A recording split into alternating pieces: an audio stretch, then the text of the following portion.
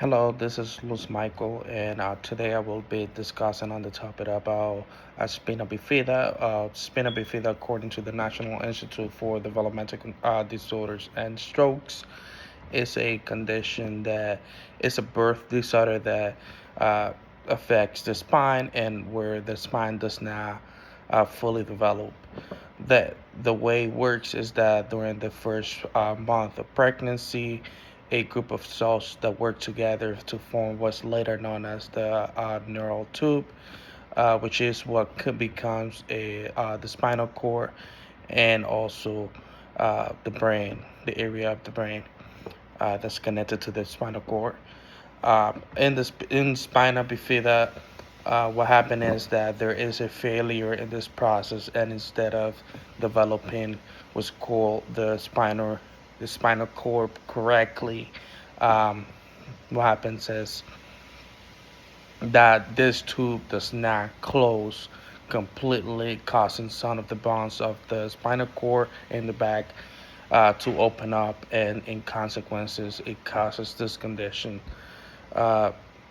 While spina bifida is a developmental condition that can, in most cases, present intellectual and physical challenges to these individuals, it is also important to recognize that there are four types of spina bifida and that the condition can vary depending on the specific type. The fourth type of spina bifida is occulta, closed neural tube defects,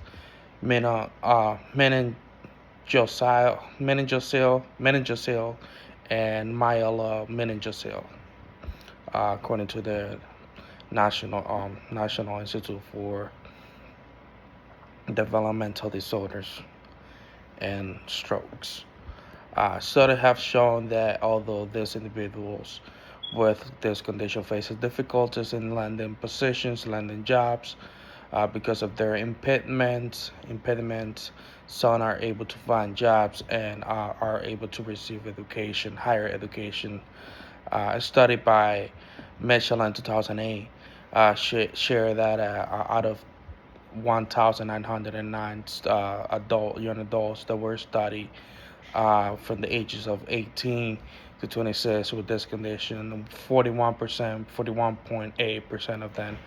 have post high school education, and 23.9% of them were employed.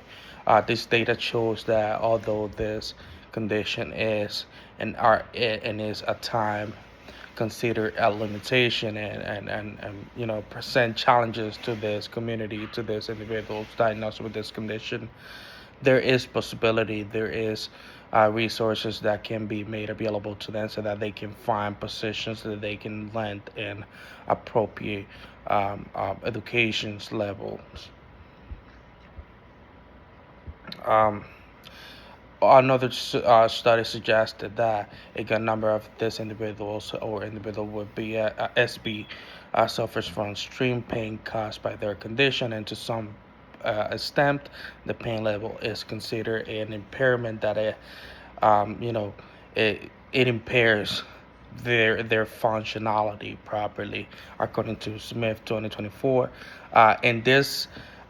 study is also suggested that out of the study, females were considered to be in a higher level of pain. And I would love to see in future research showing whether this can also means that around the number, that statistic, females are also found uh, with this condition to have less opportunities to land that jobs and to get better opportunities, you know, as they go on and they transition from adolescent to adulthood. Um, Lastly, one statement is based on the study or the article association between religion and spirituality and family characteristic, one of the suggestions that were or the results that were derived from this study was that uh, individuals with high religious involvement, um, and the families that were dealing with DD, which is developmental delays. Um, they were more able to find, uh, you know, uh, personal support as they engage in this religion, and this religious belief, and being strong in their faith. So this suggests that as counselors, one thing that we need to do is try to involve spirituality to individuals that are suffering from these conditions, and offer available resources to them.